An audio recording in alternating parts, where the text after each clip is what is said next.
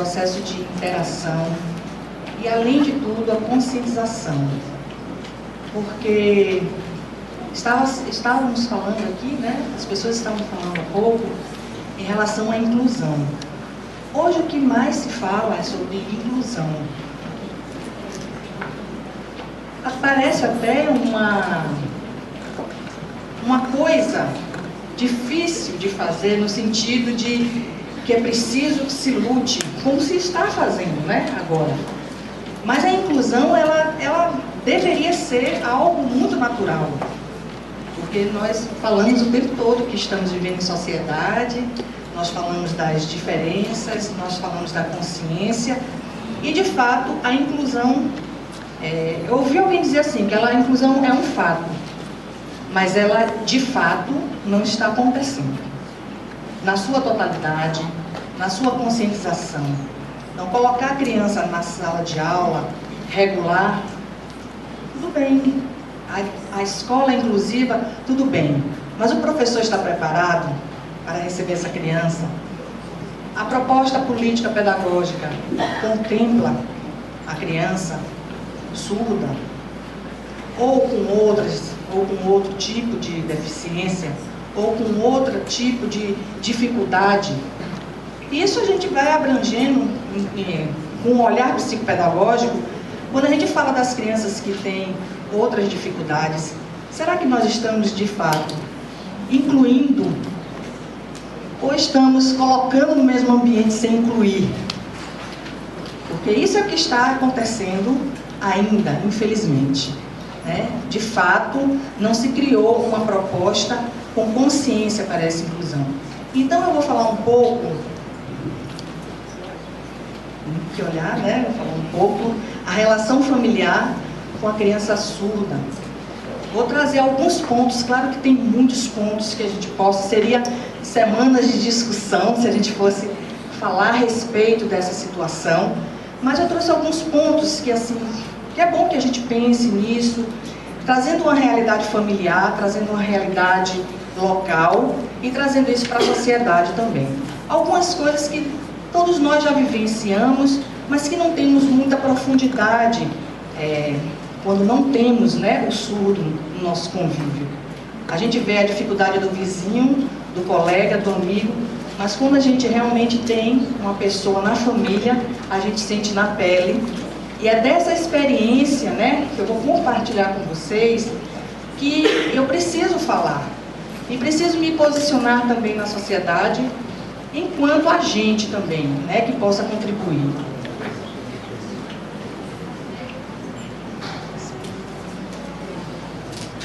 E aí tem algumas formações, né, eu já tenho alguma experiência clínica, há 12 anos trabalhando como psicopedagoga, como psicanalista, e trabalhando também nessa área, nunca saí de sala de aula, e trabalho também, ministro aulas também no curso de letras e libras, psicopedagogia, nas especializações. Eu queria começar falando da família, né, que é o primeiro contato, que é a base.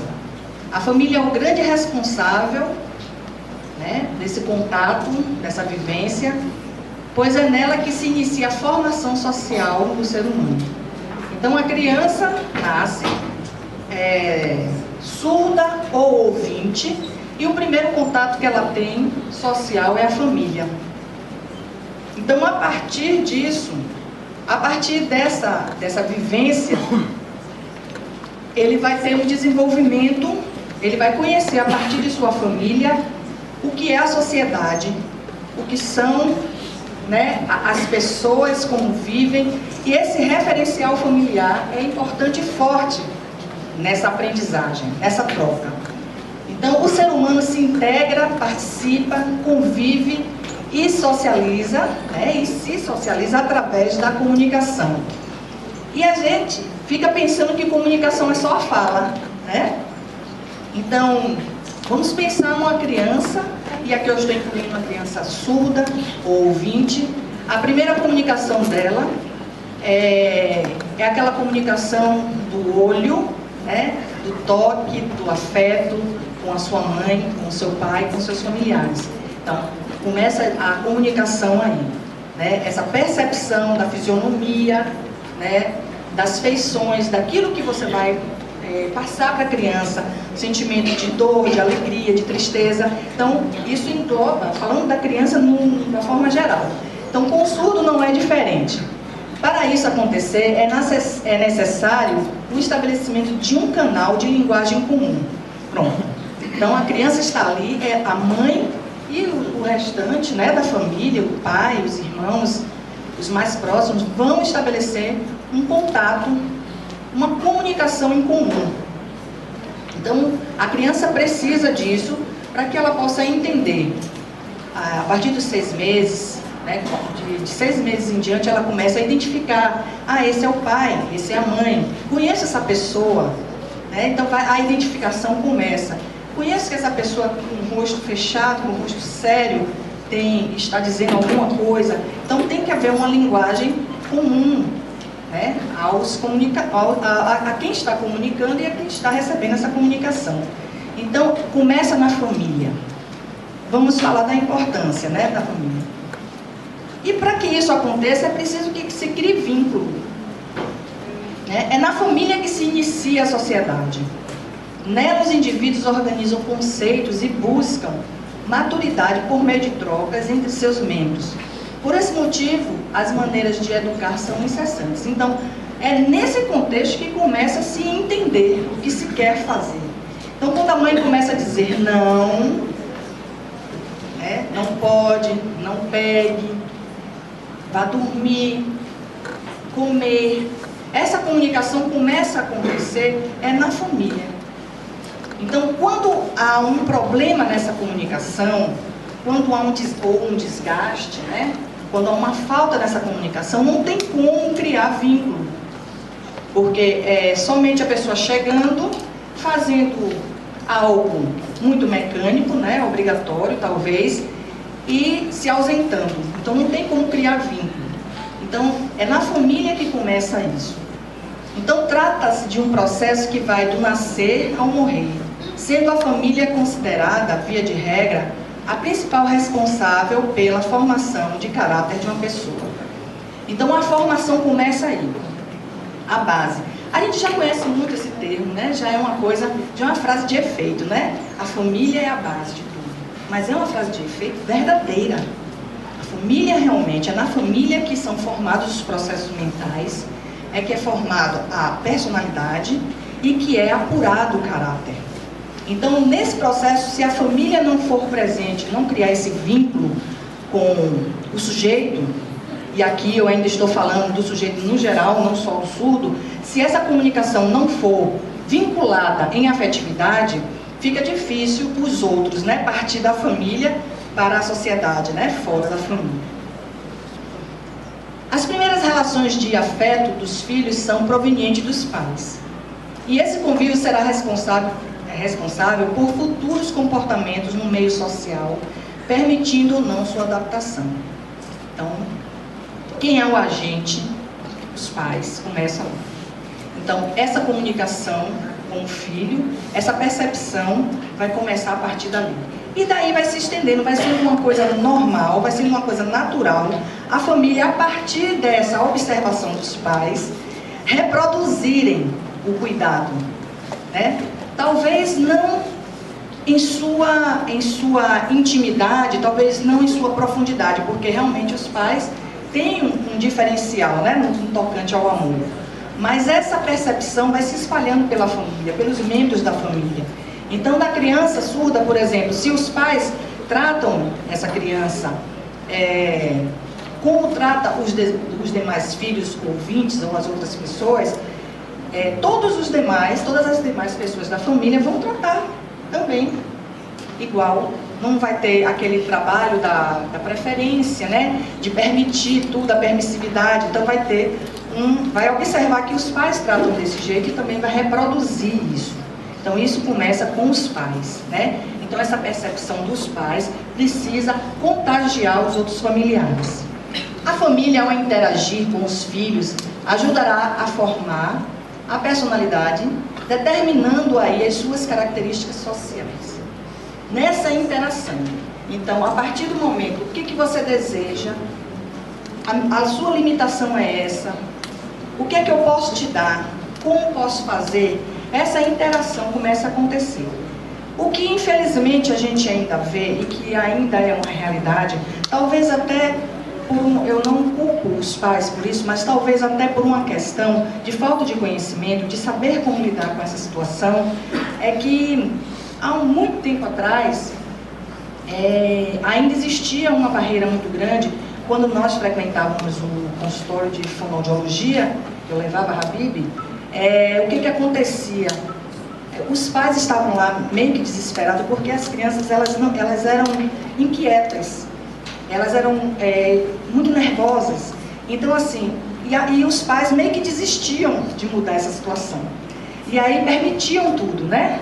Então ele acabava sendo aquela criança, né, que tinha certas intolerâncias e não se adaptava bem no meio das outras pessoas. Então isso hoje, graças a Deus, esse quadro tem mudado consideravelmente, porque o acesso, né, a essas informações tem se ampliado.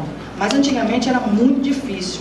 Você viu a família de crianças, né, surdas, elas não tinham acesso a essa informação e permitiam muitas coisas, né, aos garotos e às garotas que não ouviam, porque não sabiam o que fazer, não sabiam como ajudar e nem sabia também como ser ajudado, né, a família, nesse processo. Então, nesse processo de troca, a família está inserida na construção de um estado de maturidade que se dá por meio da convivência com os filhos. Então, a partir dessa convivência, dessa adaptação, é que isso vai sendo formado. Então, sempre está explicando, né, que ele é igual a todas as pessoas, né, que aquele ser pode compartilhar e que tem suas limitações também, como todas as demais pessoas. E eu não posso deixar de falar a respeito do momento do diagnóstico, né? Então, os pais, geralmente, quando recebem esse diagnóstico, né, através do teste, que chamam teste da orelhinha, né, o exame triagem auditiva neonatal, conhecido popularmente como teste da orelhinha, deve ser realizado no 3º dia de vida do bebê, ainda na maternidade. Então, a partir desse diagnóstico, os pais passam por situações que eu preciso citar. São muitas, mas assim, eu extraí as mais importantes que a gente possa pensar nisso, pensar a respeito.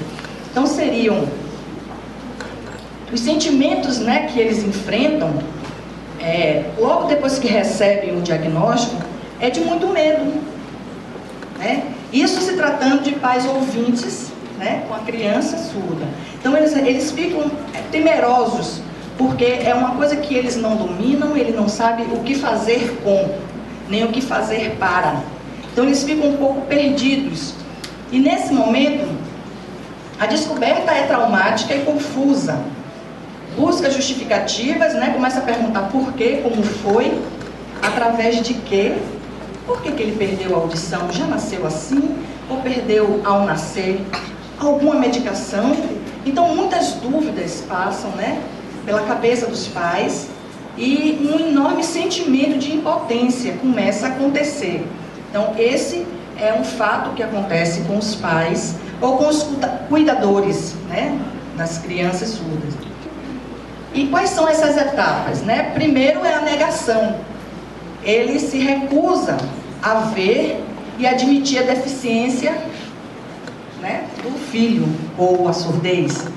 Então, todos os pais ouvintes passam por isso, quando recebe o diagnóstico. Então fica testando, né? Vou botar o som aqui perto do ouvido dele, vou tocar a campainha, vou fazer isso. Fica testando, porque ainda está na negação, nega esse fato.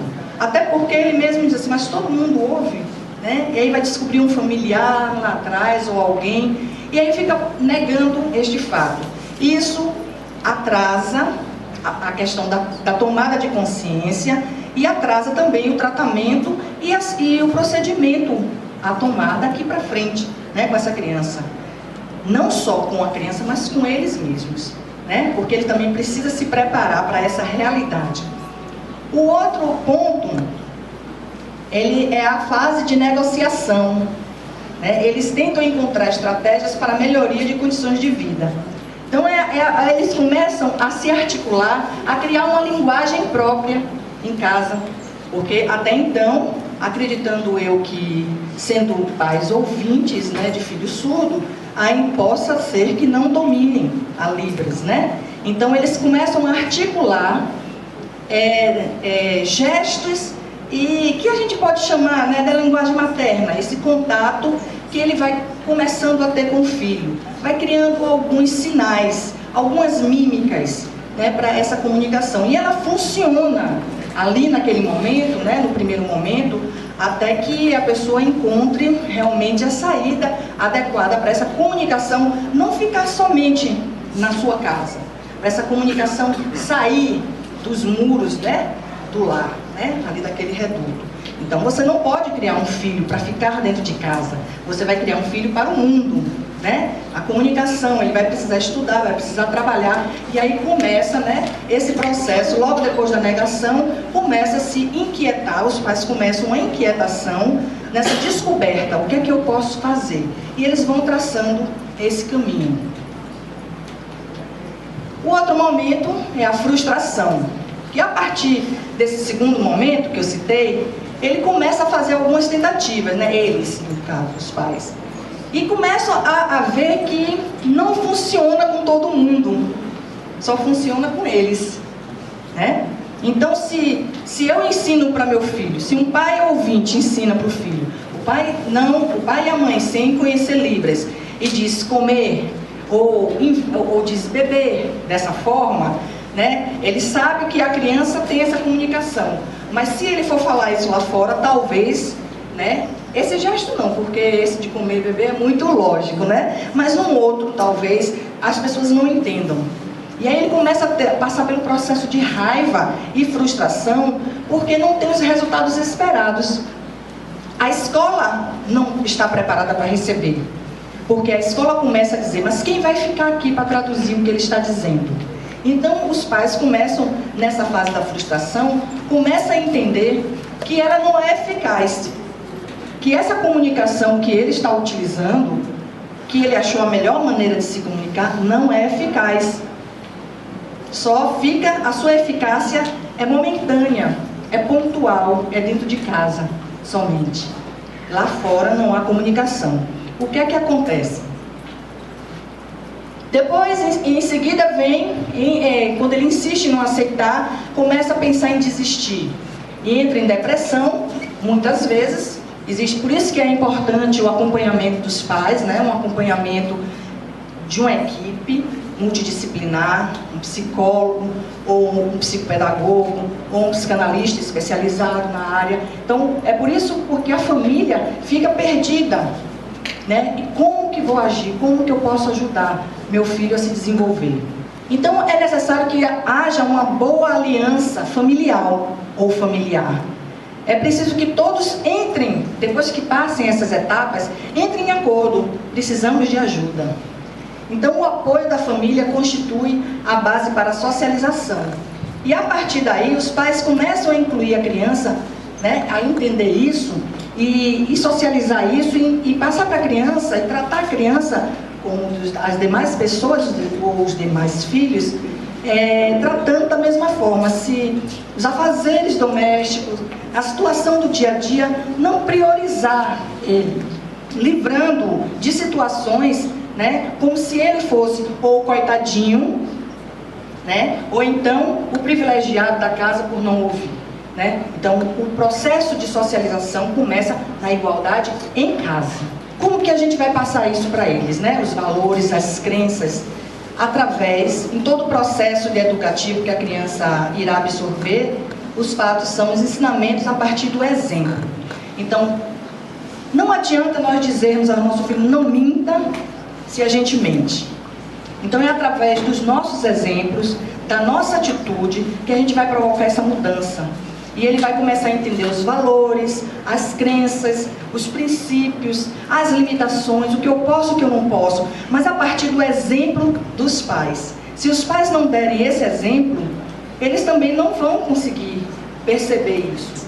Porque como tudo é muito visual para os surdos, eles precisam ver os pais produzindo esse exemplo, né? O que eles creem, como eles agem, as questões das condutas típicas, né, do nosso dia a dia, e isso tem que estar muito pautado no exemplo. Regras e limites, igualzinho, o princípio é o mesmo.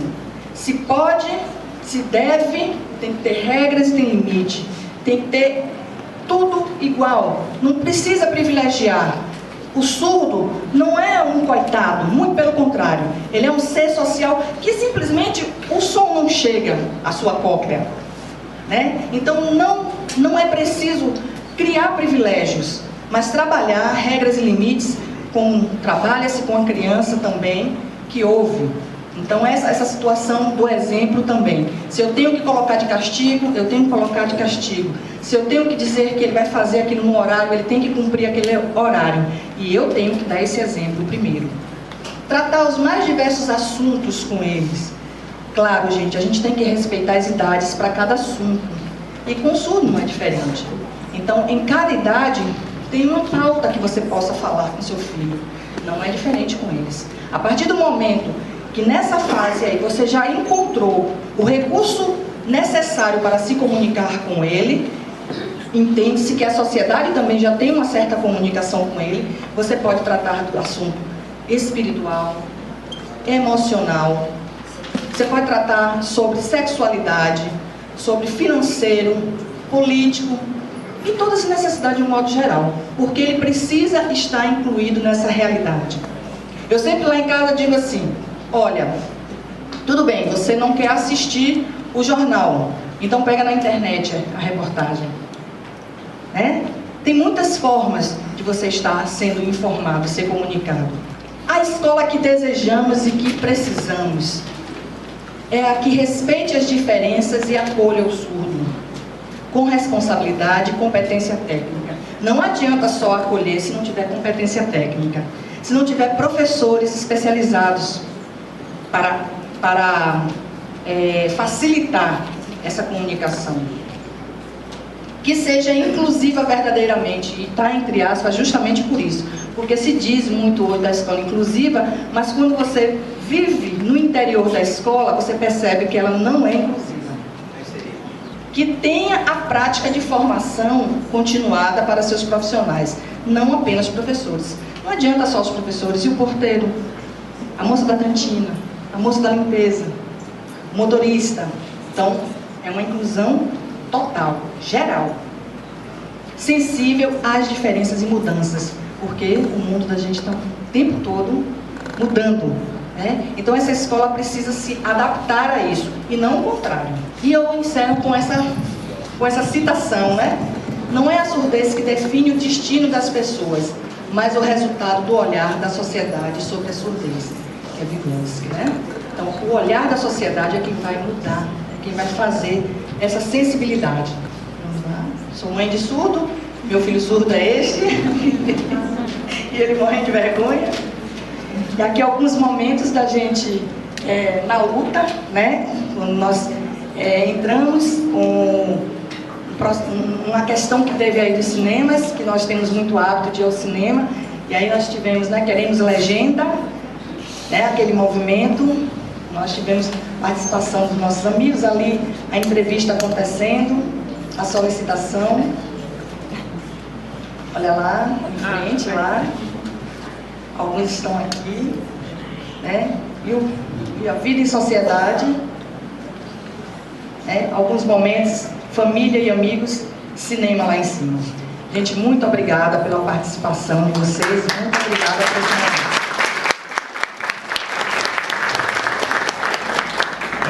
Obrigada à doutora Paula Grave pela aceitação do convite, né? E o convite de Paula Grave foi feito pensando justamente na condição de mãe de surdo e de profissional que trabalha diretamente ligado ao surdo.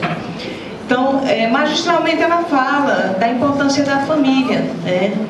Que muitas vezes, enquanto irmã de surda também, tenho as experiências, as vivências em casa. E o primeiro momento dessa experiência realmente é de medo. A gente sente medo por não saber, por não conhecer que dificuldades o nosso filho, o nosso irmão vai encontrar dentro da sociedade, porque dentro de casa é tudo muito difícil. Imagina lá fora.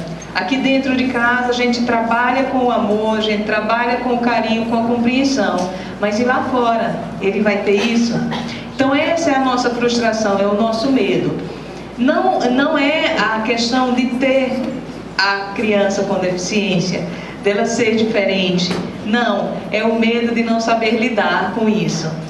Mas a gente começa trabalhando dentro de casa, aprendendo, vivenciando essas experiências e que vão saindo além das nossas expectativas.